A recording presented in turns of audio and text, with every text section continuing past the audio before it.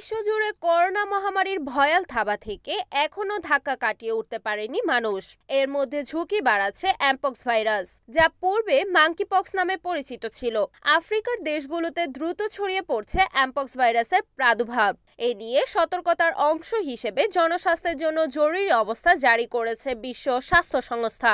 বিশ্ব স্বাস্থ্য সংস্থা বুধবার এক বিবৃতিতে বলছে, আফ্রিকার 13টি দেশে এই ভাইরাস শনাক্ত হয়েছে এবং এর নতুন রূপটি আরও দ্রুত ছড়িয়ে পড়ছে। পশ্চিমবঙ্গে আরজি কর মেডিকেল কলেজের এক শিক্ষানবিশ চিকিৎসককে ধর্ষণের পর হত্যার ঘটনা এখন টক অফ দ্য কান্ট্রি। দোষীদের উপযুক্ত শাস্তির দাবিতে পশ্চিমবঙ্গ জুড়ে নজিরবিহীন বিক্ষোভ চলছে। স্বাধীনতা দিবসে জাতির উদ্দেশ্যে বক্তব্যে মোদি বলেন, আমি মানুষের ক্ষোভ, অসন্তোষের কারণ অনুভব করতে পারছি। আমরা মেয়েদের সুরক্ষা দিতে পারিনি। নারীদের উপর নির্যাতনের ঘটনায় মোদি কঠোর হতে বার্তা দিয়েছেন। তার মতে, এমন শাস্তি হোক যেটা প্রচারের পর নারীদের উপর অত্যাচার করতে মানুষ ভয় পায়। মোদি বলেন, উন্নয়নে নারীদের অংশীদারিত্ব রয়েছে, একই সঙ্গে খারাপ খবরও রয়েছে। নারীদের উপর অত্যাচার হচ্ছে। রাজ্য সরকারগুলোর কাছে আরজি বিষয়টি গুরুত্ব সহকারে দেখা দরকার। দোষীদের দ্রুত শাস্তি হওয়া উচিত। এই ধরনের অপরাধে যাদের সাজা হচ্ছে তাদের খবর প্রচার করা হোক, যাতে নারীদের উপর অত্যাচার করতে ভয় পায়। এই ভয় তৈরি করা দরকার। উল্লেখ্য, গত শুক্রবার আরজি কর মেডিকেল কলেজের জরুরি বিভাগের 4 তলায় রক্তাক্ত অবস্থায় উদ্ধার করা হয় এক নারী চিকিৎসকের দেহ।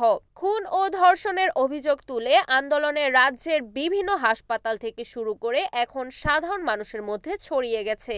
বিদেশি পর্যটকদের জন্য দুয়ার খুলছে উত্তর কোরিয়া। বিদেশি পর্যটকেরা আগামী ডিসেম্বর থেকে দেশটির উত্তর পূর্বাঞ্চলের সামজিয়ন শহরে ভ্রমণে যেতে পারবেন। ভ্রমণ কোম্পানিগুলো গত বুধবার বলেছে, দেশটির বাকি অংশেও বিদেশি পর্যটকদের ভ্রমণের অনুমতি দেওয়া হবে বলে তারা আশা করছে।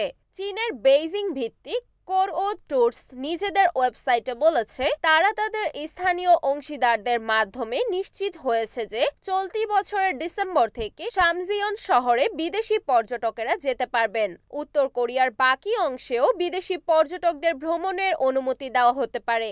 উত্তর কোরিয়ায় আন্তর্জাতিক উড়োজাহাজ ওঠানামা শুরু হয় গত বছর। আরেকটি ট্রাভেল এজেন্সি কেটিজি ট্যুরস জানিয়েছে, আসছে শীত মৌসুম থেকে উত্তর কোরিয়ার সামজিয়ন শহরে বিদেশি পর্যটকেরা ভ্রমণে যেতে পারবেন। ইরানের সর্বোচ্চ ধর্মীয় নেতা আয়াতুল্লাহ আলী খামেনি বলেছেন, ইসরায়েলের বিরুদ্ধে তারা হামলা চালানোর যে সিদ্ধান্ত নিয়েছেন সেটি থেকে পেছানোর বা কোনো ছাড় দেওয়ার সুযোগ নেই। যদি ইরান এ থেকে পিছিয়ে যায় তাহলে আল্লাহ তাদের শাস্তি দেবেন বলেও সতর্কতা দিয়েছেন তিনি। গত মাসে ইরানের রাজধানী তেহরানে গুপ্ত হত্যার শিকার হন হামাসের প্রধান নেতা ইসমাইল হানিয়া।